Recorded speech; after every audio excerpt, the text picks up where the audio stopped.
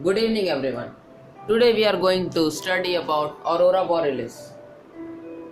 Aurora Borealis, as you might be knowing, that it's also called Northern Light. Actually, it's a very spectacular light, and you can observe it in the northern circles like Arctic and Antarctic circles. So it can be seen in places like Sweden, Canada, and so on. So these are very beautiful lights. These are a phenomena of very beautiful lights. And today we are going to understand how this so beautiful image in the sky is formed, that we call it Aurora Borealis. So first of all, we are going to understand about the solar winds. So the solar winds are the stream of charged particles like protons and electrons, and they are emitted by the sun itself. So these charged particles, they escape the sun's gravity of their high energy.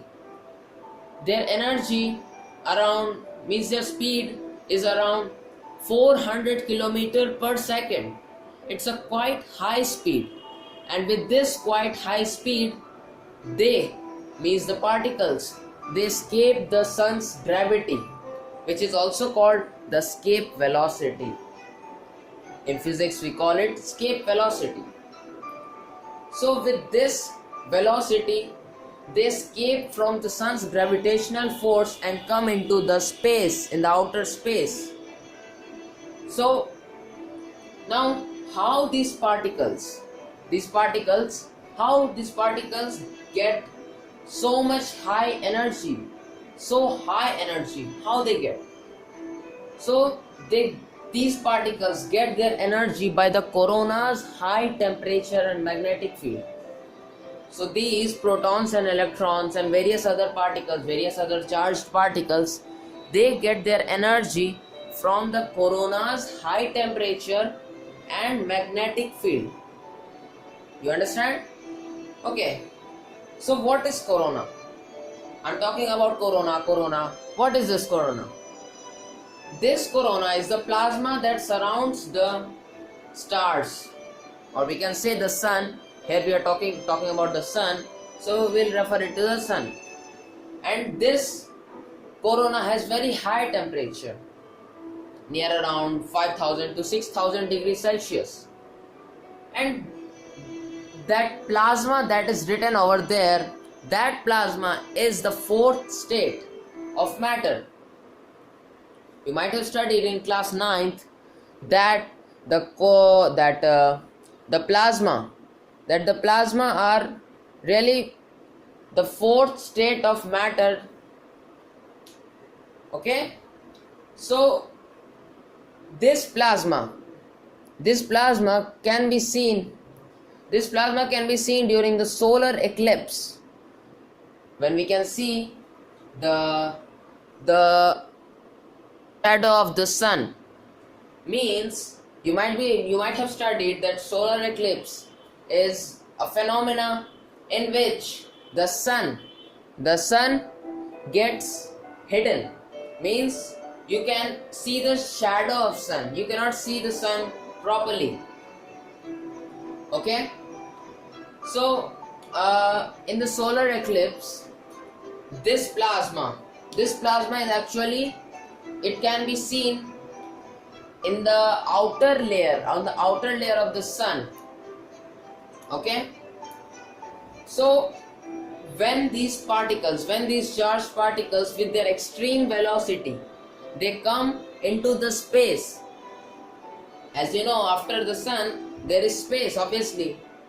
So when they come into the space, some of them get attracted to the poles of the earth. Okay, because earth is also there in the solar system, it's also part of solar system. So some of their charged particles, they get attracted to the poles of the earth. Okay, because poles are more, they have more attractive power. Means the gravitational force in the poles are more than the equator. You'll study this in the gravitation chapter. This is because of the irregularity, means the non-uniformity in the surface of the earth. Okay, now let's discuss something more. So when the charged particles, when they enter into the earth's pole, as you can see in the figure that is drawn below. So actually I have drawn the figure, means the earth horizontally. Okay, so you might be knowing, you might have studied in the previous classes that the earth contains 5 layers of atmosphere, and they are troposphere, that is denoted by T, that I have denoted by T in my figure, stratosphere, that has been denoted by S, mesosphere, that has been denoted by M, thermosphere, that has been denoted by T, and exosphere, that has been denoted by E. Okay, so when the charged particle, as you can see out of the exosphere, the charged particles are there. I've made it in the dot, as a dot. So when these charged particles, they come into the atmosphere of the earth. So slowly and slowly, when they come attracted to the poles of the earth, and when they come into the troposphere, then what happens? First, let's discuss about the composition of the air, means the troposphere. So the troposphere, it consists of nitrogen, that is the maximum. Okay, also the oxygen, that is also around 20%, 20 to 21%, and that nitrogen is around 78%, and the rest of all, around 1 to 2%, are the other gases like argon, helium, and carbon dioxide, and many more are there, that may include the carbon monoxide and so on. So the velocity or the speed of the charged particle is around 400 km per second. So when it comes near the poles in the troposphere, first, why they come, I am going to explain you why they come near the poles, why they only come near the poles. Because the poles have high or the strong magnetic field. Okay, because earth is like a bar magnet, a huge bar magnet, which has geographical north and south pole. Okay, so if you have studied something about a magnet, then you might be knowing that at the poles the magnet have strong magnetic field. Okay, so when the charged particles, they get attracted to the poles due to its high magnetic field, high and strong magnetic field. So with the speed of 400 km per second, they bang into the oxygen and nitrogen. Why only oxygen and nitrogen? Because they are in abundance in the troposphere. Okay, they are abundance in the troposphere. So they bang generally to the oxygen and the nitrogen. Okay, so when these fast moving charged particles, they bang into the atmospheric gases like oxygen and nitrogen, then their kinetic energy gets transformed to electromagnetic radiation. Okay, in the form of light. Okay, so when the kinetic energy of the particle, it converts into the electromagnetic radiation, that is in the form of light, then the oxygen, when they bang into the oxygen, then the color that is produced in the atmosphere, or you can say in the sky, is red or green. And when they bang into the nitrogen, then the color that is produced is blue or red. So the beautiful image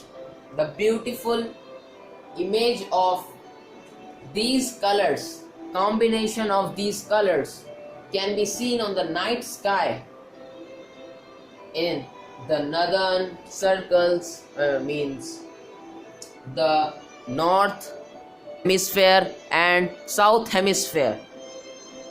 Okay, so there is also a different name for the southern hemisphere. Okay, and southern light is called the Aurora Australis. And the northern light is called Aurora Borealis. Okay, so now the reason that the effect of the colors are stronger on some night, because you cannot observe this Aurora Borealis or Aurora Australis every day, every night. It cannot be seen. So why these effects are stronger during some night? Because whenever there are solar eruption, there are more particles to make the light show. Means when the solar eruptions are more in the sun, or when there are huge solar flares, then these effects are massive. It's really massive, and causing what we call the geomagnetic storms, producing auroras far outside the normal areas, and sometimes interfering the radio transmissions and the computer functioning also. So I think now you might have understood the whole effect.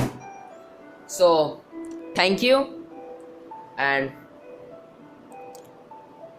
all thank you for watching our videos.